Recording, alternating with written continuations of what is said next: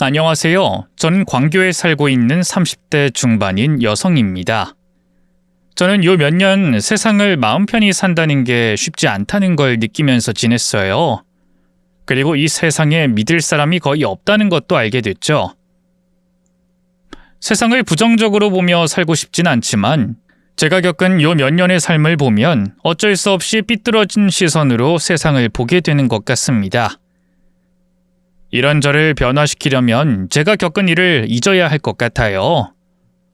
어디든 털어놓고 벗어 던지듯이 말이죠. 그래서 제가 이곳에 사연을 보냈습니다. 이곳에 제 사연을 말하고 털어내려고 말이죠. 그럼 세상을 믿기 힘들 정도로 절 힘들게 했던 사연, 여러분께 말씀드려보도록 하겠습니다. 제 주위에서 제가 모르는 일이 벌어지고 있다는 걸 알게 되었던 때는 교통사고로 세상을 떠난 남편의 장례를 치르고 난 뒤였습니다. 하루아침에 사랑하는 남편을 잃고 시리에 빠진 저는 집안 곳곳에 묻어있는 남편의 흔적과 휴대폰 속 남편의 사진을 보며 눈물로 하루를 보내고 있었어요. 그러다 남편이 과거에 쓰던 구형 핸드폰을 발견하곤 켜게 되었어요. 남편이 연애 때 사용하던 폰이었는데 그 당시 남편의 흔적이 있을 거라고 생각해 켜게 된 거죠. 그런데 오랫동안 쓰지 않았던 폰이라 당연히 통신사가 해지되어 있어야 하는데 멀쩡히 살아있었던 겁니다. 그렇다고 남편이 업무 폰으로 따로 쓴 것도 아닌데 말이에요. 해지하는 걸 깜빡했다고 해도 5년 넘게 깜빡했을 리는 없다고 생각한 저는 이상하다고 생각해 휴대폰 이곳저곳을 둘러보고 있었어요. 그리고 알게 됐죠. 남편이 그 구형 휴대폰을 얼마 전까지 사용했다는 걸 말입니다. 휴대폰에는 통화한 기록도 또 문자를 나눈 기록도 남아 있었어요. 하지만 너무 수상하게도 연락한 번호는 딱 하나였어요. 이름도 저장되지 않는 번호였죠. 저는 들여다보면 볼수록 의문점만 드는 휴대폰을 계속 확인했습니다. 그러다 문자 내용에서 수상한 내용을 보게 되었어요. 불륜 관계인 걸 암시하는 문자 내용들과 그보다 더 충격적인 비밀인 것 같은 문자를 말이죠. 이 비밀 무덤에 묻힐 때까지 지켜줘. 꼭 지켜줘야 해. 이건 우리 두 사람만의 일이 아니야. 만약 모든 게 밝혀지면 힘들어할 사람이 너무 많다고. 도대체 이게 무슨 일인가 싶었습니다. 불륜인 여자는 누구고 무덤까지 가지고 갈 비밀은 무엇인지 말이죠. 어떻게 된 일인지 다 알고 싶었지만 남편의 구형 휴대폰에 남아있는 것만으로는 더 이상 추측하기가 힘들었어요. 그래서 저는 하나씩 풀어보고자 우선 전화를 걸었습니다. 남편의 구형 휴대폰에서 유일하게 연락하던 번호, 남편의 불륜 상대로 보이는 여자의 번호로요. 여보세요? 재현이 너야? 정말 너 맞아? 저기요, 누구... 깜짝 놀란 목소리로 전화를 받았던 여자는 제 목소리가 들리자 황급히 전화를 끊었습니다. 그리고는 두 번 다시 제 전화를 받지 않았어요. 저는 여자가 어떤 상황인지 대충 눈치채고 전화를 받지 않는다고 생각했죠. 그래서 시간이 좀 흐른 뒤 남편인 척 연기하며 문자를 보냈습니다. 갑작스러운 사고로 세상을 떠난 남편의 소식을 불륜녀는 아직 접하지 못했을 거란 생각에 제 나름대로 머리를 썼던 건데 여잔 조금 전 일 때문에 조심스러운 건지 아무런 답장이 없었어요. 다음 날이 되어서도 그 다음 날이 되어서도 말이죠. 연락도 되지 않고 휴대폰엔 그 여자의 정체를 알아낼 수 있는 게 하나도 없었으니 제가 휴대폰 속 두 사람의 대화를 확인하고 맞춰가며 추적해야 했습니다. 쉽진 않았어요. 그러다 딱 하나, 남편의 불륜 상대를 뒤쫓을 수 있는 단서를 하나 발견하게 됐죠. 남편이 불륜 상대를 만나기 위해 한 장소에서 만나기로 한 문자를 본 겁니다. 저는 문자에 적혀있는 그 카페로 찾아갔고 카페 알바생부터 매니저, 또 사장님께서 사정사정에 두 사람이 만난 걸로 추정되는 날짜의 CCTV를 확인할 수 있었어요. 누구 한 명 놓치지 않으려고 얼굴이 모니터에 들어갈 것처럼 가까이 대고 있던 저는 화면에서 남편을 발견할 수 있었습니다. 그리고 남편을 뒤따라오는 불륜 상대도 볼 수 있었죠. 그런데 남편의 불륜 상대를 본 순간 저는 하늘이 무너져 내리는 기분을 또 느끼게 되었습니다. 사고로 남편이 죽었다는 말을 들었을 때처럼 말이죠. CCTV 속 불륜 상대, 제가 알고 있는 사람이었어요. 아주 잘 알고 있는 사람이었고 절대 이 사람이 그런 짓을 할 거라곤 상상도 할 수 없는 사람이었죠. 저와 가장 절친한 친구였습니다. 친구 박세희가 남편의 불륜 상대였던 겁니다. 저는 그 자리에 멈춰서서 이건 현실이 아닐 거라는 말을 한참 동안 되뇌었어요. 이럴 수 없었거든요. 제 친구와 남편이 그런 관계라는 건 생각할 수조차 없는 일이었거든요. 하지만 눈앞에 보이는 참혹한 현실에 저는 인정해야 했어요. 그리고 바보처럼 충격받고 있을 게 아니라 증거를 확보하고 그 증거를 가지고 세희에게 어떻게 된 일인지 대답을 들어야 했죠. 저는 CCTV 영상을 카메라에 옮기곤 곧장 세희가 있는 집으로 갔습니다. 최대한 차분하게 행동해서 세희가 발뺌하지 못하도록 하려고 했지만 마음이 급해지고 흥분되는 건 어쩔 수가 없었어요. 벨을 누르고 그 잠깐을 견디지 못해 문을 두드리고 세희 이름을 다급하게 불렀죠. 세희야, 세희야! 나야, 나 주리! 안에 있지? 문 좀 열어줘! 세희야! 주리야. 집에 있었구나. 나 잠깐 안으로 들어가도 되지? 들어와. 갑작스러운 제 방문에 놀란 듯한 세희는 생각보다 순순히 저를 집 안으로 들였습니다. 세희와 마주 앉게 되었던 저는 지체하지 않고 본론으로 들어가려고 했어요. 남편과의 관계를 따져들려고 했죠. 그런데 그때 제 눈에 불안해하는 세희가 눈에 들어왔습니다. 세희 역시 저번에 연결된 통화와 남편의 장례를 치르고 얼마 되지 않아 자기 집으로 찾아온 저를 보고 어떤 이유로 찾아왔는지 눈치를 채고 불안해했겠지만 뭔가 이상했어요. 계속해서 저 말고 다른 곳에 시선을 두고 눈치를 보고 있었거든요. 저는 무슨 일인가 싶어서 세희의 시선이 멈춰있는 곳으로 고개를 돌렸는데 거기엔 세희의 아들인 원희가 있었어요. 병으로 세상을 떠난 남편으로 인해 싱글맘이 되었던 세희가 안타깝고 불쌍해 저도 육아의 반을 돕고 제 손으로 키웠던 세희 아들이 말이죠. 저는 왜 세희가 그쪽을 쳐다보는지 몰랐습니다. 아직 3살밖에 안 되어 어른들의 대화를 이해하기 힘든 나이인데 거기다 낮잠을 자고 있어 손길이 필요하지 않는데도 불안한 시선으로 쳐다보고 있는 세희가 말이죠. 그런데 세희가 이상하다고 생각한 순간 머릿속에서 감전된 것처럼 파바박 불똥이 튀었어요. 불안한 생각과 느낌이 들었죠. 그리고 그 불안한 생각과 느낌은 세희의 표정을 보며 점점 더 확신이 되어갔습니다. 세희 아들이 사고로 죽은 제 남편의 아들이라는 확신이 말이죠. 세희와 저와의 관계, 또 제 남편, 세희 남편, 그리고 세희 아들의 관계를 설명해야 할 테니 시간을 앞으로 돌려 이야기를 해보겠습니다. 세희는 저와 중학교 때부터 친하게 지내던 사이였고 30이 넘은 그때도 매일 연락하고 만나는 친구였어요. 친구 그 이상의 존재, 거의 자매와 마찬가지인 존재였죠. 그 친구와 그렇게까지 친했던 건 서로 잘 맞는 것도 있었지만 특별한 인연이 더해져 더욱더 끈끈한 사이가 되었기 때문이었습니다. 세희는 저보다 3년 먼저 결혼했는데 결혼 생활이 너무 행복하다며 항상 저에게 결혼을 추천해주곤 했어요. 그러다 주변에 정말 좋은 사람이 있다며 소개해준 사람이 바로 제 남편이었죠. 그렇다 보니 연애 때부터 세희네 부부와 같이 어울리며 지내게 되었고 저와 남편이 결혼한 후에도 서로 사는 집이 가까워 각자의 집안 식구나 친척들보다 더 자주 어울리며 지냈습니다. 서로에게 모르는 부분이 거의 없을 정도였고 가족이나 남들에게 하지 못한 고민도 얘기하곤 했어요. 그런데 세희야, 너희 이제 이세 계획 세울 때 되지 않았어? 너 어릴 때 꿈이 아이 많이 가진 엄마였잖아. 그거야 멋모를 때 이야기지. 나 생각 바꿨어. 남편이랑 둘이서 사는 딩크족으로 살려고.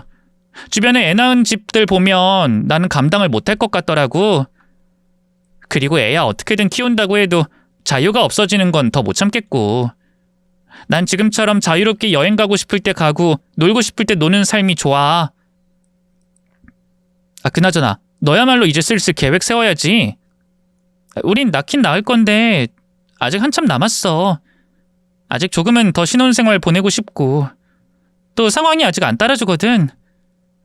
집주인이 전세금 올려달라고 하면 또 언제 이사 갈지 모르는데 애를 어떻게 낳아. 그래서 몇 년 더 미루고 집 사면 그때 맞춰서 낳으려고. 어릴 땐 자기가 낳은 아이들로 농구팀 내지는 축구팀까지 만들겠다던 세이였는데 결혼한 후 그 생활이 만족스러웠는지 딩크족으로 살겠다고 했습니다. 저희 부모님 세대나 어른들은 이해를 못하겠지만 저는 그런 세이의 선택이 이해되었어요. 그만큼 세이는 자유롭게 또 즐겁게 삶을 살아가고 있었거든요. 그런데 그 행복하던 세이 삶에 문제가 생겼던 거죠. 세이 남편이 병을 앓게 된 겁니다. 그것도 하필 시한부 판정을 받아 손도 써보지 못하고 세상을 떠나버린 거예요. 저와 가장 친한 친구였고 부부끼리도 친했기 때문에 그 비극적인 상황이 힘들었어요. 하지만 아무리 제가 힘들다고 해도 비극의 당사자인 세이에게 비할 수 없었죠. 워낙 친하고 집도 가까웠던 만큼 저는 곁에서 세이를 위로하고 지켜줬어요. 출근 시간 이외에 거의 모든 시간을 세이에게 신경 썼다고 해도 과언이 아닐 만큼 말입니다. 제가 그렇게까지 세이에게 관심을 많이 기울였던 건 세이와의 관계도 있었지만 남편이 죽고 난 뒤 급격히 나빠진 세이의 몸 상태 때문이기도 했어요. 세이는 큰 충격 때문인지 2달 넘게 생리도 하지 않았고 무기력하게 잠만 자고 일어났을 땐 폭식을 하는 등 옆에서만 봐도 많이 걱정되는 몸 상태였어요. 그래서 제가 곁에서 더 큰 일이 일어나지 않게 신경 쓰고 있었는데 그게 충격과 스트레스로 인한 변화가 아니라는 걸 알게 됐죠. 세이가 임신을 한 거였죠. 세이의 임신 소식에 기뻐해야 할지 슬퍼해야 할지 갈피를 못 잡고 있었습니다. 평소라면 분명 기뻐해야 할 일이지만 남편이 죽어 홀로 아이를 키워야 하는 세이를 생각하니 마냥 기뻐할 일이 아니더라고요. 아이 때문에 죽은 남편을 잊는 것도 쉽지 않을 테고 아이가 있으니 새로운 사람을 만나는 것도 쉽지 않을 테니까요. 거기다 싱글맘이 좀 힘들겠어요? 아이를 키워본 적 없는 저지만 혼자서 애 키우는 게 쉽지 않다는 건 저도 알고 있었습니다. 그래서 더 마음이 갔고 세이가 임신했을 때도 출산하고도 제가 도와주게 되었어요. 나중엔 제가 휴직까지 하면서 세이에게 힘이 되어주려고 했죠. 하지만 세이를 도와주려는 저의 마음을 보고 남편은 이해할 수 없다는 입장이었어요. 세이 씨가 당신에게 둘도 없는 친구라는 건 나도 아는데 그래봤자 친구야. 그리고 당신이 어디까지 해주려고 그래? 당신이 혼자면 상관없을지 몰라도 지금 당신에겐 가정이 있어. 남편인 내가 있다고. 그러니까 그만해. 미안해. 근데 당신도 세이 사정 다 알잖아. 지금 내가 없으면 세이 무너져. 남편 죽고 그 마음 진정시킬 사이도 없이 엄마가 됐다고. 그것도 싱글맘. 세인이 집안이 세이를 신경 써줄 수 있는 상황이라면 모르겠는데 그 집 형편이 안 좋아. 그것도 내가 다 말했잖아. 생업 놓고 세이 봐주실 형편이 아니라니까? 여보, 당신 힘든 거 알겠고 내가 과하다는 것도 알겠는데 조금만 참아줘. 내가 그런 상황이라면 세이는 똑같이 도와줬으래야. 그런데 내가 어떻게 보고만 있어? 똑같이? 당신도 저렇게 개념 없이 살겠다고? 남의 집을 자기 집처럼 드나들질 않나? 남의 자식 키워주는 걸 당연하게 생각하질 않나? 당신 친구... 아니 저 여자 때문에 우리 가정이 무너지기 일보 직전이야. 내가 결혼을 한 건지 이게 우리 신혼집인지 모르겠다니까? 어디 보호시설에 와 있는 것 같아. 알아? 여보, 당신이 당신 친구 끝까지 도와줄 순 없는 거야. 저 여자도 자기 혼자 살아가는 법을 배워야 한다고. 아니 그걸 떠나서 나는 무슨 죄가 있어서 저 여자 때문에 저 여자 자식 때문에 스트레스를 받아야 하는 건데? 내가 왜? 나 당신이 계속 이러면 이사 갈 거야. 내가 출근하는데 왕복 몇 시간이 걸리더라도 저 여자가 못 찾아오는 곳으로 이사갈 거라고. 남편의 신경질적인 반응은 충분히 이해할 수 있었습니다. 그리고 저도 언젠간 세이에게 도움을 끊어야 하는 시간이 올 거라는 걸 알고 있었어요. 또 그래야만 세이에게 또 원희에게 도움될 거라는 생각에 서서히 도움을 주려가며 타이밍을 보고 있었죠. 그런데 남편에게는 그 상황이 제 생각보다 더 큰 스트레스로 다가왔는지 바로 당장 세이와 원희가 저희 집의 발길을 끊길, 저도 도움을 주지 않길 바라고 있었습니다. 제가 자신이 한 말을 대충 흘려듣는 것 같다며 아주 심각하게 화내기까지 했죠. 저놈의 애새끼 또 우리 집에 와 있네? 여보, 내가 퇴근해서 보는 얼굴이 저 애새끼여야 해? 내가 내 새끼도 아닌 얘를 왜 봐야 하냐고! 당신 애한테 왜 그래? 애가 무슨 잘못이 있다고? 내가 잘못한 거니까 욕할 거면 나한테 해. 그리고 세이 도와주는 거 줄여가고 있어. 당신도 알잖아. 진짜 조금만 참아줘, 응? 아니, 못 기다려. 내가 말한 지가 언젠데 계속 기다리라는 말만 들어야 해? 내가 그 여자 집 앞에 두고 올 테니까 나와. 당신 나오라고! 당신 미쳤어? 이 어린애를 밖에 두다니! 그리고 지금 겨울이야, 한겨울. 곧 세이 온다고 했으니까 조금만 기다려줘. 내가 원이랑 방에 들어갈게. 아니, 이제 무조건 당장이야, 당장! 우리 집에서 내쫓겠다고! 이러지 말라니까! 스트레스가 폭발해버린 건지 평소보다 더 흥분한 남편을 말리기 위해 실랑이까지 벌여야 했어요. 남편을 진정시키려고 별별 방법을 다 하려고 했죠. 그런데 그때 누군가 집안 거실로 들어와 원희를 낚아채듯이 들어올렸습니다. 세이였어요. 저와 남편이 실랑이를 벌이던 사이 집 안으로 들어와 원희를 안아든 거죠. 거기까지는 저와 남편의 부부싸움으로 핑계를 댈 수 있었는데 문제가 있었습니다. 세이가 제 남편이 한 이야기를 다 들었더라고요. 쓰레기 새끼. 뭐? 지금 누구 보고 쓰레기라는 거야? 지금 나보고 쓰레기라고 했어? 나보고? 여보 그만해. 당신이 한 말 심하긴 했잖아. 아무 죄 없고 연약한 앤데 뭐라고 했어? 당신은 그만하고 방으로 들어가. 나 세이랑 원희 집까지 데려다주고 올 테니. 당신이 저 여자를 왜 데려다주는데? 저 여잔 집도 혼자서 못 찾아가?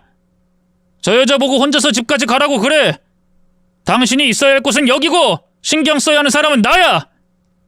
남인 저 여자와 애가 아니라 부부고 남편인 나라고. 여보. 맞아 주리야. 나 안 데려다줘도 돼. 아니, 앞으로 나랑 원희한테 신경 꺼도 돼. 네 도움 받다간 나도 그렇고 우리 원희도 위험할 것 같다. 쓰레기 같은 새끼 때문에 말이지. 그럼 나 이만 갈게. 그리고 오늘 이 시간부터 찾아오지도 말고 연락하지도 마. 세이야, 잠깐만. 당신 어딜 가? 저 여자 이제 정신 차린 것 같은데 놔둬. 그리고 당신 친구가 저 여자밖에 없어? 그것도 아니잖아. 앞으로 저 이상한 여자랑 어울리지 말고 다른 친구들이랑 어울려. 저 여자 남편 죽었는데 제정신이겠어? 그날 이후 세이는 제 연락을 받지도 않았고 제가 집으로 찾아가도 문을 열어주지 않았습니다. 세이가 걱정됐어요. 아직 정신적으로 다 회복하지 못한 세이인데 그날의 충격으로 더 힘든 상황은 아닐지 걱정됐죠.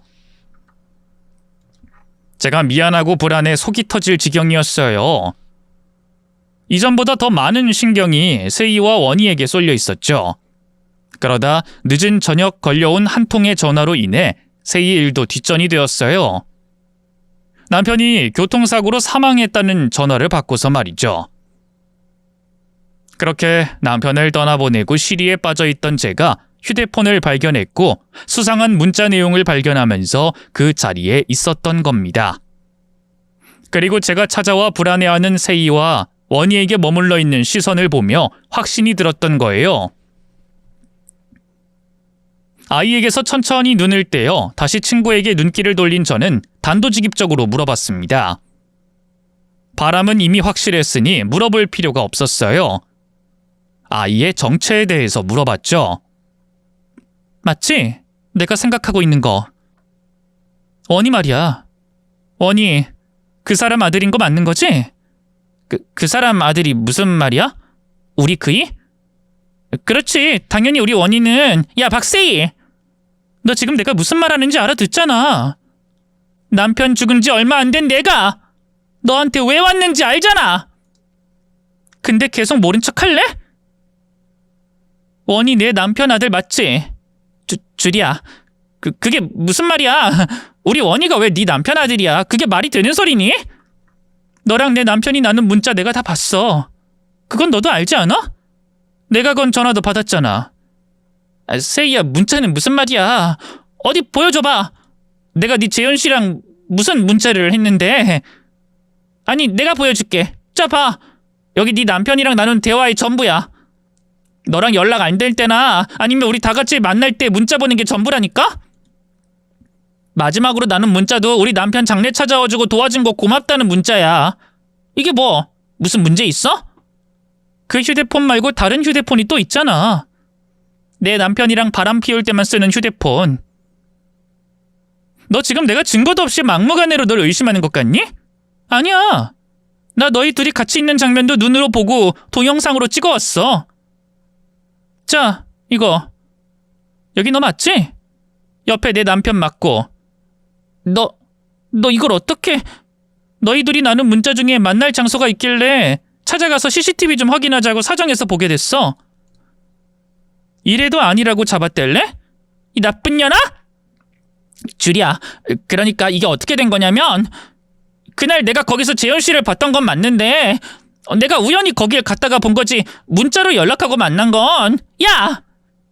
내가 지금 이 집 뒤집어버리고 그 휴대폰 찾아볼까?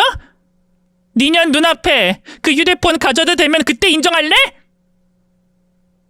아니다. 그럴 필요가 없네. 내가 원희 쟤 데리고 가서 검사해볼까? 누구 아들인지. 그렇게 해봐? 주줄이야. 단순한 의심이 아니라는 걸. 저에게 두 사람의 불륜과 원희가 제 남편의 아들임을 추측할 수 있는 증거가 있다는 걸 알게 된 세희는 깜짝 놀라며 당황하기 시작했습니다.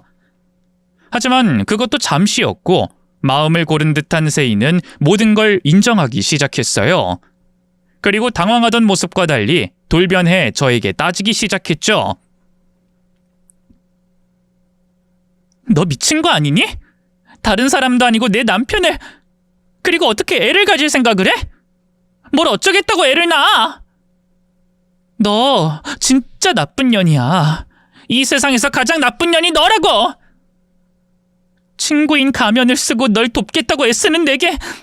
그럼 난 마음 편했는지 알아? 난 팔자 좋게 마음 편히 너희 두 사람 곁에 있었겠냐고. 뭐? 나도 죽을 맛이었어. 지금 네 속이 어떤지 몰라도 그때 나 진짜 죽을 것 같았다고. 그 인간 같지도 않은 인간 쓰레기 박지은 그 새끼 때문에 내가 얼마나 괴로웠는지 알아? 바람? 그래, 그거 내가 잘못했어. 친구인, 그것도 내가 소개해서 결혼까지 시킨 친구의 남편이랑 바람난 건 내가 죽일 년이지. 근데 박수가 한쪽만 휘두른다고 나니? 그 새끼가 손바닥 가져다 대니까 나지. 그리고 애도 마찬가지 아니야? 그 새끼가 임신하는 게 걱정이었으면 알아서 잘했겠지. 근데 그런 생각은 조금도 하지 않아서 애 만들어 놓은 거잖아. 그런 놈이 나보고 뭐라고 했는지 아니? 애 낳지 말래. 자긴 애 책임질 생각 없으니까. 애 절대 낳을 생각하지 말래. 그 소리에 내가 아기 받쳐서 원희를 꼭 낳겠다고 생각했어. 그 새끼 뭐 돼보라고 낳았다고. 일말의 죄책감, 책임감은 가지라고 말이지. 근데도 그놈은 끝끝내 원희 아버지 노릇하지 않으려고 하더라. 애 낳고 몸조리하는 나한테 고생했다는 말도 없이 애를 버리든가 아니면 너희 부부 곁에서 떠나라고 했어. 애가 있든 말든 나한테 돌아갈 일은 절대 없다면서 말이지. 그게 아이 아빠로 할 말이야? 그 말을 듣고 내가 갈 수가 있겠냐? 그래서 내가 다 폭로하고 끝내려고 했어. 내가 그동안 그 새끼랑 무슨 짓을 했는지, 원희가 누구 아들인지 다 폭로하려고 했다고. 근데 내가 왜 안 그랬는지 아니? 너 때문이었어. 네가 무슨 잘못이 있어. 내가 너한테 잘못했는데. 너한테 잘못한 날 그렇게도 챙겨주던 너인데 나도 양심이라는 게 있지. 친구인 너에게 상처를 줄 순 없었어. 그래서 아무 말을 하지 않고 있었던 거야. 너 지금 그걸 말이라고 하니? 날 생각해서 말하지 않았다고? 그럼 내 옆엔 왜 붙어 있었는데? 너 혼자 다 감당할 거면 내 곁을 떠나야지. 그게 날 조금이라도 덜 모욕하는 거지. 너 나 가지고 논 거야. 내게 미안한 감정 하나도 없었다고. 그게 아니면 진작에 떠났겠지. 나도 떠나고 싶었어.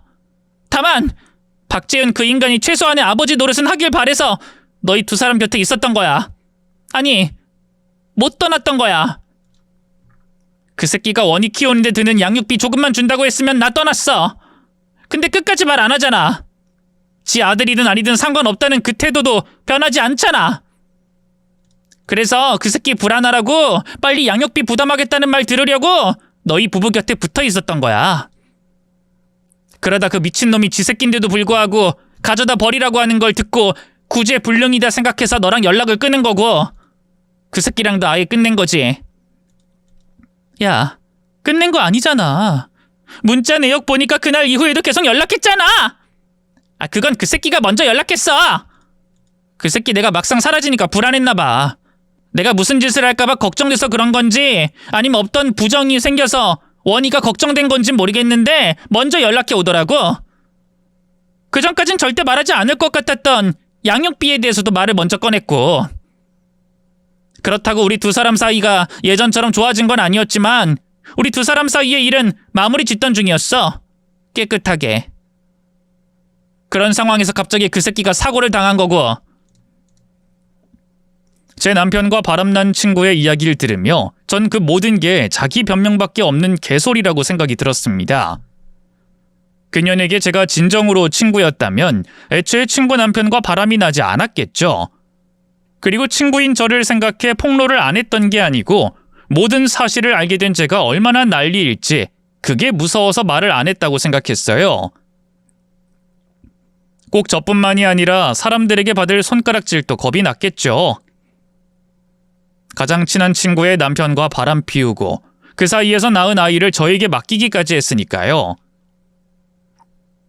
이 사실을 알게 된 사람들은 단 한 명도 빠지지 않고 그년 욕을 할 게 뻔했어요. 그녀는 자신을 경멸하고 비난하는 세상과 사람들이 두려워 이제까지 숨기고 있었던 거죠. 그런데 그 솔직한 심정은 얘기하지 않고 저를 내세워 개소리 같은 변명이나 하고 있었습니다. 제가 열받지 않을 수가 없었어요. 역시 친구 남편 만나는 년이라서 그런지 개소리도 그럴싸하게 지어내네. 미친년. 너 내가 그 개소리를 믿을 거라고 생각했니? 그 얘기 듣고 내가 연민이라도 느낄 거라고 생각했어? 그 사람 인간 쓰레기로 몰아가면서 너는 피해자인 것처럼 말하는데 그 인간도 쓰레기고 너도 쓰레기야. 너 정말 더러운 년이라고. 어떻게 네가 소개해준 남자를, 그것도 친구의 남편인 사람과 어떻게 아이를... 더러운 년, 가증스러운 년. 주리야, 그래서 나도 잘못했다고 말했잖아. 근데 박재현 그 새끼가 최소한의 책임만 지려고 했어도 이렇게까지 내가 널 기만한 것처럼 보이진 않았을 거야. 이 모든 게 박재현 그 새끼 네 입으로 말했어. 이 정신 나간 년아. 손뼉도 마주쳐야 소리가 난다고. 네가 무슨 변명을 하든 넌 더러운 년이야. 바람난 유부녀고 네 남편 죽었는데도 그 바람난 놈이 곁에 있던 미친년이라고. 거기다 너랑 바람난 미친놈은 친구인 내게 소개해준 내 남편이었고 그 미친놈과의 사이에서 애까지 낳았지. 난 그것도 모른 채 남편 잃고 애 혼자 키우는 네가 안타까워서 그 더러운 관계에서 나온 애를 내 손으로 대신 키워주기까지 했고. 네가 들어도 쌍욕이 나오지 않니? 지금 내가 내 입으로 말하는데도 이 내용은 너무 어이가 없는데.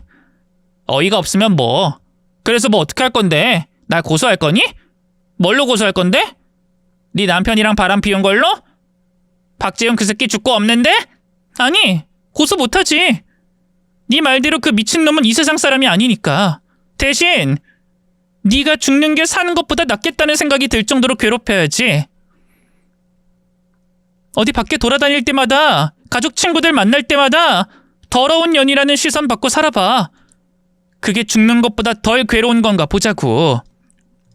너 이걸 다 말하겠다는 거야? 이미 다 끝난 일을? 야, 어차피 네 남편 죽었잖아. 박재현 그 새끼 죽었으니 나한테 이럴 필요 없잖아. 그 인간 죽었다고 너희가 한 짓까지 사라지니?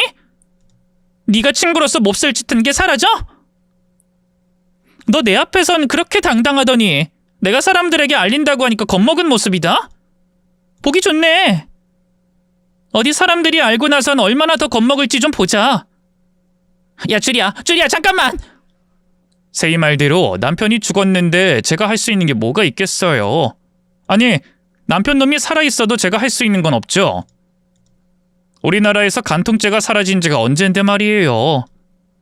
하지만 법적으로 고통을 줄 수 없다고 아무것도 할 수 없는 건 아니었습니다. 어쩌면 법적인 처벌보다 사적 제재가 더 무섭고 강한 벌이 될 수 있었으니까 말이에요. 아니나 다를까 세이는 제가 꺼낸 말에 벌써부터 겁을 먹고 있었어요. 저는 그날 이후 주변 사람들에게 세이가 한 짓에 대해 알리기 시작했죠. 그리고 제가 사람들에게 이야기한 날, 그날 바로 세이에게 수십 통이 넘는 전화가 걸려왔습니다. 다급한 세이 행동에서 볼 수 있었던 것처럼 제 이야기를 들은 주변 사람들의 반응은 정말 대단했어요. 저와 함께 세이를 알던 친구들은 직접 세이에게 전화하고 찾아가 자기 일처럼 화를 내줬고 급기야 몸 섞인 다툼도 벌였죠. 또 지인들 역시 모두 세이를 가리켜 손가락질하고 소문을 이곳저곳에 알리며 세이가 위축될 수밖에 없도록 도와줬습니다. 그래서 제가 바라던 바처럼 세이는 주변 사람들과 사회에서 생매장이 된 것과 다름이 없었어요. 그것 가지고 제 분이 모두 풀리는 건 아니었지만 아무 복수도 못하고 가만히 있는 것보단 나았죠. 이제 그동안 절 속이며 친구와 바람 피운 남편도 저를 배신하고 기만한 친구년도 있고 제 삶을 살아가려고 했습니다. 이제야 갑작스러운 남편의 죽음과 제가 몰랐던 더러운 사실에서 제 마음이 안정되어 가고 있었죠. 그런데 그때 겨우 진정되어 가던 제 가슴에 다시 불을 붙이는 일이 생겼어요. 사람들의 시선과 손가락질에 겁먹고 위축된 세이 그년이 정신이 나간 건지 뻔뻔하게 다시 제 앞에 나타나 헛소리를 짓거린 거예요. 죽은 남편의 보험금을 나누자고 말입니다. 평소 부탁을 거절하지 못하던 남편은 저와 결혼하기 전부터 보험 일을 하던 지인들을 도와주곤 했어요. 그러다 보니 쓸모없는 보험도 많았고 한 달에 보험료로 나가는 돈도 부담이 되었죠. 그 사실을 알게 된 저는 남편에게 능력이 되는 만큼만 또 꼭 필요한 보험만 제외하고 다른 보험은 다 해지하자고 했습니다. 하지만 그 보험들 모두 자기와 알고 지내던 사람들의 부탁이었다며 해지를 미루고 있었어요. 그 일로 남편과 몇 번 다투기도 했고 자녀 계획을 세우고 있던 저에게 큰 고민거리였는데 남편의 갑작스러운 사고가 생기고는 그 보험이 저에게 큰 도움이 되었죠. 물론 남편이 사고를 당하고 세상을 떠났을 땐 그 돈 따위 아무짝에 쓸모없는 종이 쪼가리라고 생각했습니다. 저에게 평생 필요한 건 돈이 아니라 남편이었으니까요. 하지만 남편의 불륜을 알게 되었을 때 그 생각도 바뀌었어요. 그래도 그 몹쓸 자식이 죽기 전에 조금의 반성은 하고 가는구나. 내게 돈이라도 남기고 죽어서 다행이라고 생각했었죠. 누구는 너무 잔인하다고, 돈밖에 모른다고 저에게 손가락질하겠지만 여러분이 저라고 생각해 보세요. 친구와 바람나 아이까지 둔 남편에게 좋은 감정이 남아있겠어요? 없죠. 그대로 죽어버려서 욕 한 번 하지 못하고 뺨 한 번 날리지 못해 억울한 감정만 가득하죠. 그런 상황에 위로금처럼 큰 액수의 보험금을 받게 되었으니 그나마 다행이라는 생각밖에 들지 않았습니다. 그 돈은 남편이 지금까지 잘못한 일에 대해 저에게 배상해주는 돈이었어요. 그런데 그 돈을 그년이 나눠달라고 하는 거예요. 자기 아들이 제 남편의 친자니까 받아야 할 몫이 있다면서 말이죠. 너 욕을 덜 먹었구나. 내가 더 먹게 해줘? 아예 길바닥에 나서질 못하게 만들어줄까? 네 아들 원희 친구가 있는 어린이집이나 동네 애엄마들한테 소문내봐? 견딜 수 있겠어? 나도 너랑 얼굴 마주보는 상황 만들고 싶지 않았어. 근데 내가 받을 건 받고 너랑 관계를 끝내야 할 것 같아서. 받을 거? 네가 나한테 받을 게 욕 말고 또 있어? 왜? 욕이 부족하니? 그걸로 부족하면 뺨이라도 날려줄까? 너 그 새끼 죽고 보험금 받았다며? 그럼 그 보험금에 우리 원희 목도 있는 거야. 원희 목만큼 떼주면 앞으로 네 앞에 나타날 일 절대 없을 거고. 너 정말 미쳤구나. 돈을 내놓으라고? 그게 네 아들 몫이라고? 맞잖아. 우리 원희가 누구 자식인데? 어디 네가 말해봐. 원희가 누구 자식이야? 죽은 네 남편 박재현 자식 아니야? 그래서 그 난리치고 날 나쁜 년이니 더러운 년이니 욕했던 거 아니니? 사람들에게도 그렇게 욕했고. 그럼 친자식 맞으니까 그 보험금에 우리 아들 목도 있는 거지. 다 달라는 것도 아니잖아. 우리 원희 목만 가져가겠다고. 네 아들 목? 네 아들 목 따윈 없어. 더러운 관계에서 낳은 아이 주제에 어디서 몫이고 권리를 따져? 그것도 내 앞에서 감히. 너 내가 조언이자 경고 하나 하겠는데 진심으로 네 아들을 위한다면 이따위 짓 하지 마. 이건 네 아들을 위한 일이 아니야. 알아? 네 아들을 위한다면 네가 한 짓 반성하면서 살아야 해. 나한테, 네 아들한테 말이야. 알겠어? 네가 이렇게 나올 거라고 어느 정도 예상했어. 그래서 별로 놀랍지도 않다. 네가 뭐라고 하든 내 귀에 들어오지도 않고. 네가 어떻게 나오든 우리 원희 몫은 줘야 할 거야. 친자식이니까 친자식인 것만 결과로 나오면 그걸로 끝이니까. 친자식인 걸 확인할 방법은 있고? 그 사람 뼈가루라도 꺼내서 확인할래? 그렇게 해도 되겠지만 그 방법 말고도 있으니까. 박재훈 그 새끼 가족이 있잖니. 그 가족들이랑 우리 원이랑 유전자 검사 통해서 확인이 가능하겠고. 뭐? 미친년. 너 정말 끝까지 가보겠다는 거구나? 그래. 나 이 세상 사람들한테 무슨 욕을 먹더라도 이제 나랑 우리 원이 생각만 할 거야. 왜? 내가 미쳐 보이니? 내가 누구 때문에 미쳤는데? 내가 누구 때문에 이렇게까지 하는데? 전부 너 때문이잖아. 네가 나와 원희를 사지로 몰아넣었잖아. 몰아넣은 건 넌데 왜 날 미친년 취급하니? 이렇게 행동하게 만들어 놓고? 내가? 아니지. 네가 만든 거지. 네가 자초한 거라고. 그래. 어디 네 마음대로 해봐. 네가 원하는 대로 그 인간 사망보험금 가져갈 수 있나 보자. 나 안 뺏겨. 그 돈 다 불태우면 불태웠지. 니년에게 안 뺏긴다고. 반성의 기미는커녕 뻔뻔하게도 돈 욕심을 내는 세인연의 모습에 저도 쌍심지를 켜고 맞불을 놨어요. 하지만 세인연은 자신 있다는 듯한 모습이었죠. 저는 자신 있어 하는 세이 모습에서 불안했습니다. 세인연 말대로 원희가 남편의 친자로 인정받아 제 재산을 빼앗길까봐 말이죠. 사실 돈을 빼앗기는 게 걱정됐던 건 아니었어요. 친자로 인정되어 돈을 나눠 가진다고 해도 저에겐 충분한 돈이었으니까요. 제가 불안했던 건 친구 남편과 바람 피운 그년이 돈까지 받아간다는 걸 납득할 수 없었고 벌어져서는 안 된다고 생각했기 때문이었죠. 죄를 지은 사람은 죄값을 받아야 했습니다. 세인연이 돈을 받아간다면 죄의 값을 반도 받지 않는 거였어요. 하지만 세상 법은 달랐기 때문에 그런 일이 일어날 수도 있었고 그래서 제가 불안했던 거죠. 혹시 시댁 식구들이 자기네 아들의 자식이라고 핏줄인 손자라고 감싸고 놀면 어쩌나 싶었습니다. 그렇게 된다면 너무 억울하고 미칠 것만 같았어요. 저만 당하고 저만 피해본 것 같아서 말이죠. 그렇다고 시댁 식구들에게 찾아가 사정을 할 수도 없는 모양이었습니다. 시댁 식구들과는 이미 서먹서먹한 관계가 되어 있었거든요. 시댁 식구들도 남편이 바람 피운 걸 주변 사람을 통해 알게 되었으니까요. 네, 어머님, 어쩐 일로 전화하셨어요? 너 잘 지내고 있는가 했어. 그리고 물어볼 것도 있고. 물어볼 일이요? 네, 말씀하세요. 내가 다른 사람을 통해서 들은 말인데 네가 사실 확인하는 게 빠르겠다 싶어서. 우리 재윤이 말이다.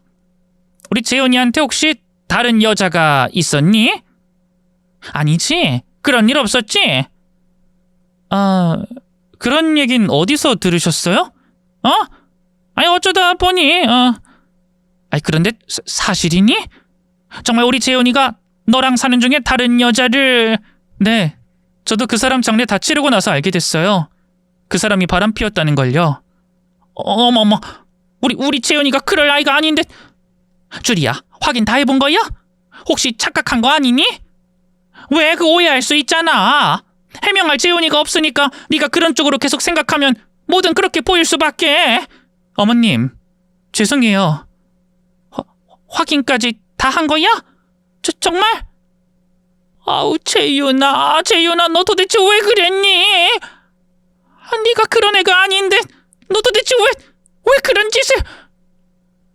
잠깐만, 그럼 혹시 재윤이 바람 피운 것도 네가 사람들에게 말하고 다닌 거니? 제가 맞긴 한데 바람난 상간녀한테 망신을 주고자 한 거예요. 제가 미처 시댁 식구분들께 피해가 갈 거라고는 생각을 못했네요. 정말 죄송해요. 그런 일이 있었으면 우리한테 말하지 그랬어. 우리한테 먼저 말했으면 우리가 뭐라도 대비를 하거나 말 조심했을 거 아니야. 너 정말... 제가 복수심에 눈이 멀어 깊이 생각하지 못한 건 사실이었어요. 하지만 남편 역시 잘못이나 죄가 없는 건 아니었습니다. 제가 말을 못하거나 과장한 것도 없었고 다시 돌아간다고 해도 저의 억울함을 풀기 위해 세이 그년의 뻔뻔한 모습에 복수하기 위해 같은 행동을 할 거라고 생각했어요. 그래서 제가 죄송해야 하는 부분에만 사과드리고 잘못하지 않은 부분에는 말을 아꼈습니다. 자신의 아들을 위해 제가 잘못된 소문을 퍼뜨린 거라고 해명해달라는 시어머니의 말에도 안 되겠다고 선을 그었고요. 그날 이후 시댁 가족들과는 아예 연락을 끊었죠. 그러니 시댁 식구들은 저보다는 세이년의 편일 확률이 높았습니다. 핏줄인 손주도 세이에게 있었고요. 제가 불안할 수밖에 없던 이유였어요. 그런데 아주 놀라운 일이 제 눈앞에 벌어졌습니다. 세이년의 편을 들어줄 거라고 생각한 시댁 식구들이 되려 세이에게 소리를 지르고 있더라고요.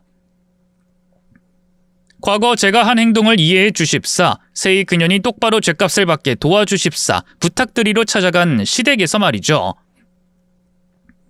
그러니까 간단히 말하면 우리 보고 친자검사를 받으라고요? 네, 저희 원이 재윤씨 아들이에요. 이제 핏줄이고 어머님 손자라고요. 어머님? 내가 왜 그쪽 어머님이죠? 그리고 그 아이가 우리 재윤이 아들이라는 증거 있어요? 그걸 확인시켜 드리겠다고 제가 친자검사를 하자고 말씀드리는 거예요. 그리고 재윤씨 어머님이시니까 재윤씨 아들인 원희의 할머니 되시고 그럼 제게 어머님이 되시죠. 참 어이가 없네. 언제 봤다고 나한테 어머님이야? 그 어머님이란 소리 입에 2번 다시 올리지 마요. 난 그쪽 같은 며느리 둔 적 없어. 나한테 손자도 없고. 혹시 제가 다른 의도가 있어서 이렇게 접근하는 거라고 생각하시면 그건 정말 아닙니다. 저 이 집에 바라는 거 딱 하나밖에 없어요. 저희 원희에게 가족이 있다는 것만 알게끔 해주시면 돼요. 아주 가끔씩 원희 만나만 주세요. 그 외에 다른 건 바라지 않습니다. 금전적인 것도 절대 바라지 않고요. 우리가 그 말을 어떻게 믿어요? 그리고 믿고 안 믿고를 떠나서 우리 재윤이는 애를 둔 적이 없다니까요? 그러니까 가라고요, 가! 어머님 손자라고요. 부정하려고 해도 부정할 수 없는 이 집안 핏줄이라고요. 그리고 죽은 아들의 유일한 핏줄인데 안 소중하세요? 손자인데 안 소중하시냐고요? 그놈의 어머님이란 소리 좀 하지 말라니까! 내가 말했지. 우리 핏줄 아니라고! 우리 아들이 결혼한 사람은 줄이야. 2사람 사이엔 애가 없고. 그런데 어디서 굴러먹다가 우리 아들 죽었다는 소식 듣고 찾아와서 억지를 싸! 우리 재윤이 새끼 아니야. 핏줄 아니니까 가라고! 그러니까 확인해 보시라고요, 확인을! 너 진짜... 내가 이 정도 말했으면 알아들어야 할 거 아니야? 얼마나 나를, 우리 가족을, 우리 집안을 망신 주려고 해? 우리 핏줄 아니라고. 그 입에 담는 것도 부끄러운 관계에서 나온 애가 우리 집 핏줄일 리 없다고! 설령 맞다고 해도 아닌 거야! 우리 아들은 그런 짓거리 한 사람이면 안 돼. 그러니 무슨 목적으로 찾아온 건지 모르겠지만 꺼져. 네가 우리 재훈이 이름에 조그마한 생책이라도 만들면 나 너 용서 안 해. 그땐 애 엄마고 애고 봐주는 거 없어. 알겠어? 우리 아들 욕 보이는 짓 그만하라고. 그만! 시댁에서 자신의 집안 핏줄인 세희 아들을 반길 거라는 제 생각과 달리 오히려 존재 자체를 부정하고 있었습니다. 아들이 더 이상 사람들 입에 오르지 않길 바라는 것 같았어요.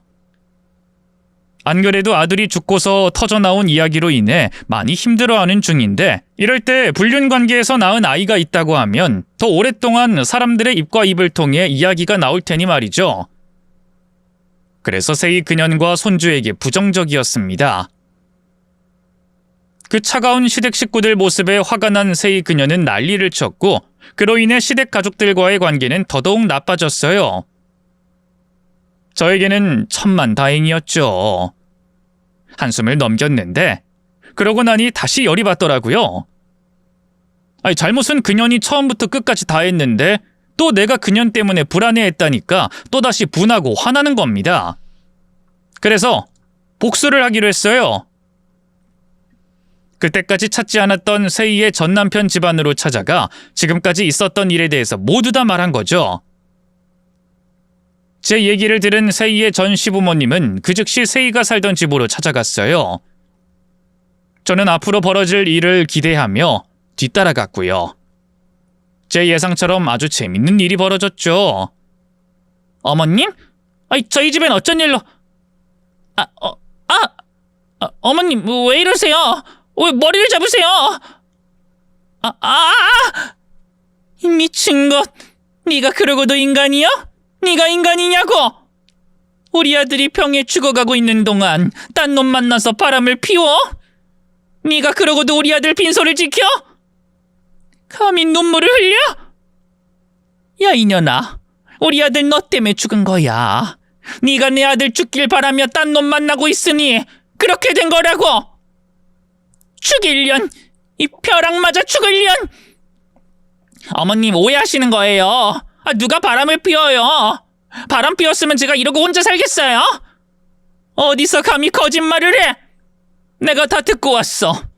네가 우리 보고 동옥이 아들이라고 했던 원희가 네 바람난 남자의 자식이라는 말도 듣고 왔다고. 근데 어디서 사람을 속여? 바람 피운 것도 모자라 우리 손자라고 속이고 우리 도움까지 받은 너 절대 용서 못해. 나 오늘 너랑 같이 저승 갈라니까 어디 죽어보자. 죽어봐. 어머님. 그런 말도 안 되는 말은 어디서... 뭐야? 네가 왜 여기 있어? 그럼 네가... 야 김주리, 이번에도 너야? 또 너? 양나란 년, 너 정말 이렇게까지 해야 되겠니? 네가 우리 시부모님께